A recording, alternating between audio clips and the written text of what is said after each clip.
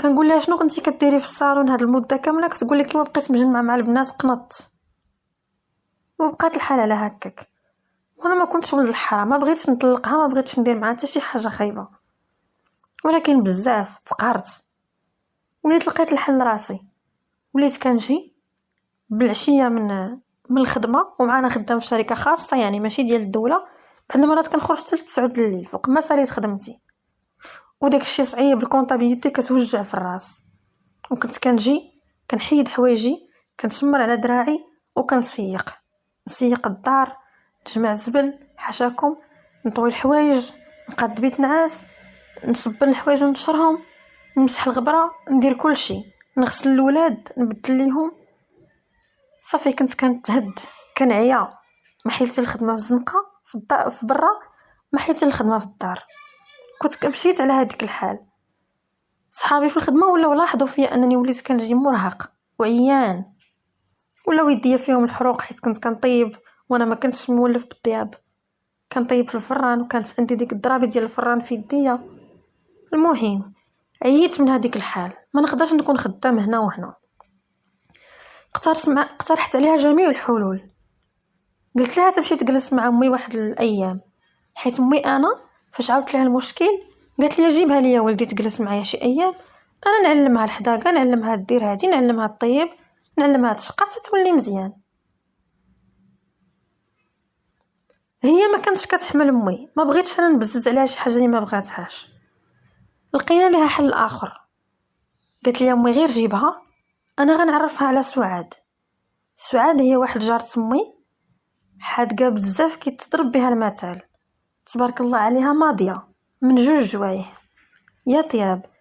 اش من حداقه، اش من نقا، اش من ريحه عندها في دارها. وهي براسها الا شفتيها كتبان لك انسانه نقيه، شعرها ديما مقاد نقي، جلابتها اخر ما كاين ديما ونقا، صباطها تيكون كيشعل، ريحتها زوينه، ما عمرك ما تشوف فيها شي حاجه موسخه ولا.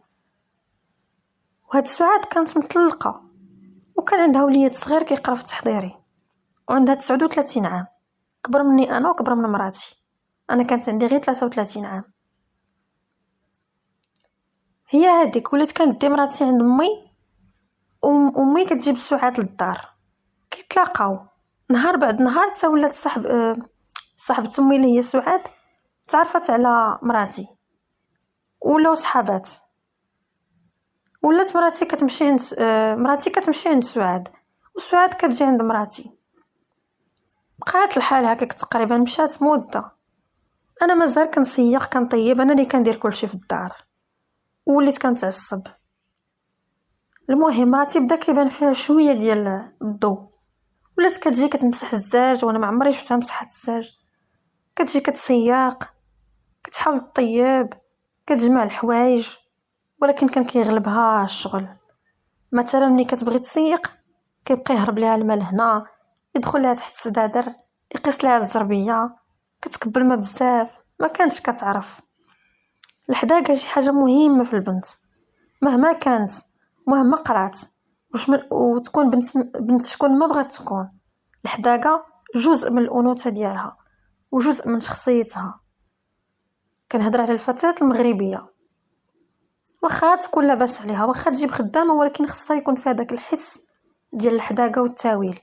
انا بالنسبه ليا، بالنسبه للرجال الاخرين ما نعرف. ايوا صافي مراتي قدمها، ولات كتمشي عند سعاد وكتجي عندها سعاد، ولات مراتي كدير النفس شويه، كطيب. واخا كانت كتجلخ الكوزينه كامله فاش تبغي طيب، ولات كتنقي الولاد. المهم شويه، ولكن هادشي ما دامش. مراتي دغيا ولات كترجع لحالتها الطبيعيه، دغيا عيات وتلقات كلشي. سعاد ولات كتجي عندنا بزاف، وملي كتجي سعاد كتجمع الدار، حيت ولات هي ومراتي بحال الخواتات، ما كيخبيو على بعضياتهم والو. كتجي سعاد كطوي الحوايج، تجمع، تقاد. انا كنجي للدار كنلقاها ريحتها زوينه، كنلقاها مبهجه، كنلقى الغدا طايب، كنلقى الولاد نقيين. كتقول لي مراتي وراه كانت سعاد هنايا وهي اللي جمعت لي الدار، وعادي كتقولها هي عادي عندها. صافي كان عندي النهار الابيض والنهار د العيد هو اللي كنت كنجي وكنلقى سعاد في الدار.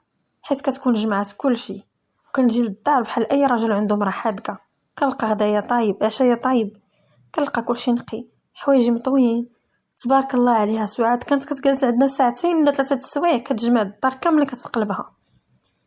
ايوا صافي، سعاد ولات دسرات العلاقه معنا، يعني تلقات معنا بزاف لدرجه ولات كتجي كتلقاني انا وكتجلس، وليت انا حتى انا وليت معها مطلوق، كنهضروا كتهضر معايا، كتعاود ليا كنعاود ليها بطريقه او باخرى. ولات عندي نمرتها ولات عندها نمرتي، ولينا كنهضروا كاع في التليفون صافي. وفاش كنت كنمشي للخدمه مراتي ما كانتش كتعيط ليا باش تسول فيا، ولا كتعيط ليا غير عافاك جيب معاك ليكوش، عافاك راه الدراري كيغوتوا، عافاك كدا. حتى وليت كنكره لابيل ديال مراتي يطلع في تليفوني. سعاد ولات كتعيط ليا باش تسول فيا، اهلا السي علاء كي داير، لاباس عليك، كلشي بخير، بحال هكا. بعض المرات كانت كتسولني واش ديتي معاك الغدا، كنقول لها لا راه ما طيباتش ليا مراتي، انا ناكل غير شي حاجه في الزنقه. كتقول لي ولا واه ضروري خصك دوز عندي، حيت هي كانت قريبه الوالده ديالي، وحده الوالده ديالي فين كاينه الشركه فين خدام. كتقول لي دوز عندي، انا راه صايبت الغدا هاك خذ منه. اش غنقول لكم، فاش كنمشي ناخذ الغدا كنلقاها دايره واحد الصويك ديال الماكله، فيه بواطه فيها اللحم، بواطه فيها سالاد، خبيزه ملويه في واحد الزيف، كلينكس، فرشيطه، داكشي نقي. سبحان الله، ديك السيده كانت عندها